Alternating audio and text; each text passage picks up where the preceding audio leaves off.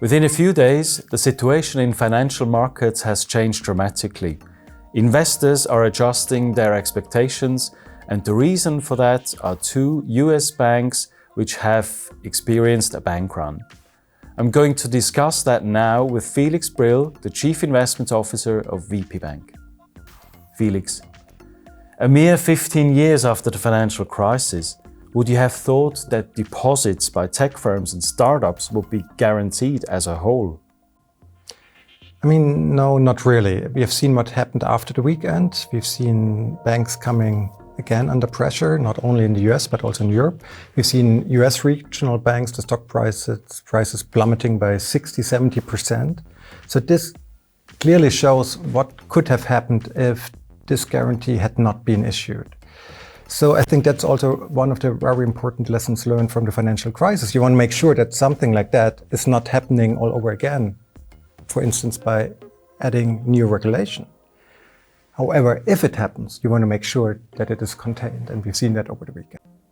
What does that mean for the US monetary policy? It doesn't make the job any easier, that's for sure, because inflation is still there.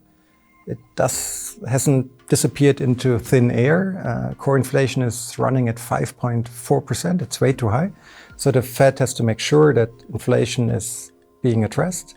And at the same time, now the Fed has to worry about banks, about financial stability. To tackle both at the same time is really difficult. We know also that from previous experiences. So it's going to be really important what the Fed will announce after the next FOMC meeting on March 22. How they interpret, how they communicate the new challenges. I think one thing is for sure, they won't raise rates by another 50 basis points. And what are the consequences for the investment portfolio? It calls for cautiousness, I think, because we have still a mix that is challenging for financial markets. As I mentioned, inflation is still an issue.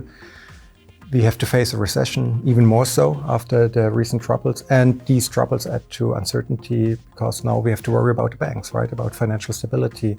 This is not really a good cocktail. And because of that, we decided to remain underweight in equities and to remain overweight in bonds. Thank you, Felix. And that concludes our view of the questions. I hope you join us again next time. Goodbye.